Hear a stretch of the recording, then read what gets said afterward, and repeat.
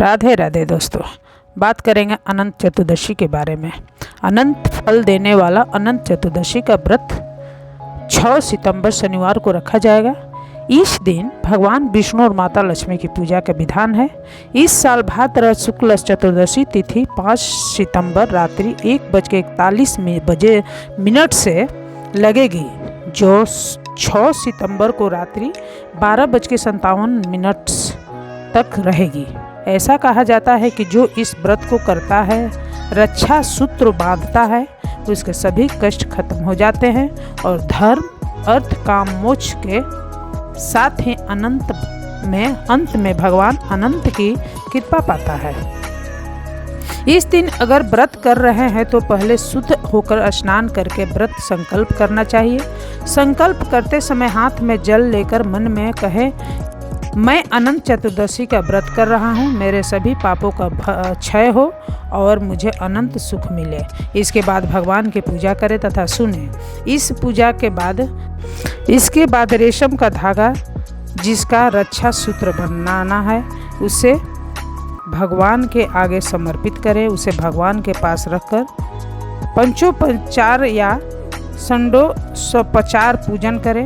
रेशम के धागे को हल्दी में डुबोकर उसमें 14 गांठ लगा लें। इसके बाद मंत्र का जाप करें। सूत्र पुरुष दाएं हाथ में और महिलाएं बाएं हाथ में बांध लें। इस दिन भगवान विष्णु को खीर का भोग लगाना चाहिए। पहले ब्राह्मण को भोजन कराएं और दान दें। इसके बाद स्वयं भोजन करें। एक बार महाराज युधिष्ठिर ने राजसूय यज्ञ किया और यज्ञ मंडप का निर्माण बहुत ही सुंदर और अद्भुत रूप से किया गया। उस मंडप में जल की जगह स्थल की जगह जल की भ्रांति होती थी। इसमें दुर्योधन एक स्थल को देखकर जल कुंड में जा गिरे। द्रौपदी ने यह देखकर उनका उपहास किया और कहा कि अंधे की संतान भी अंधी होती है। इस कटु वचन से दुर्योधन बहुत आहत हुए और इस अपमान का बदला लेने के लिए उसने युधिष्ठिर को अर्थात जुआ खेलने के लिए बुलाया और छल से जीतकर पांडवों को 12 वर्ष वनवास दे दिया। वन में रहते हुए उनको कष्टों का सहना पड़ा। एक दिन वन में भगवान कृष्ण युधिष्ठिर से मिलने आए। युधिष्ठिर ने उन्हें सब हाल बताया और इस विपदा से निकलने का मार्ग ही पूछा। इस पर भगवान कृष्ण ने उन्हें अनंत चतुर्दशी का व्रत करने को कहा और कहा कि इसे करने से खोया हुआ राज्य भी मिल जाएगा। इस वार्तालाप के बाद श्री कृष्ण जी युधिष्ठिर को एक कथा सुनाते। प्राचीन काल में एक ब्राह्मण था। उसकी एक कन्या थी जिसका नाम सुशीला था। जब कन्या बड़ी हुई तो ब्राह्मण ने उसका विवाह कौंडिन्य ऋषि से कर दिया। विवाह पश्चात कौंडिन्य ऋषि अपने आश्रम की ओर चल दिए। रास्ते में रात को हो गई, जिससे वह नदी के किनारे आराम करने लगे। सुशीला के पूछने पर उन्होंने अनंत व्रत का महत्व बता दिया।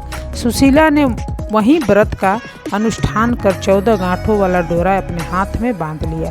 फिर वह पति के पास आ गई। कौंडिन्य ऋषि ने सुशीला के हाथ में बांधे डोरे के बारे में पूछा तो सुशीला ने सारी बात बता दी। कौंडिन्य ऋषि सुशीला की बात से अप्रसन्न हो गए। उसके बाद हाथ में बंधे डोरों को भी आग में डाल दिया। इससे अनंत भगवान का अपमान हुआ, जिसके परिणाम स्वरूप कौंडिन्य ऋषि की सारी संपत्ति नष्ट हो गई। सुशीला ने इसका कारण डोर का आग में जलाना बताया। तत्पश्चात की अग्नि में जलते हुए ऋषि अनंत भगवान की खोज में वन की ओर चले गए।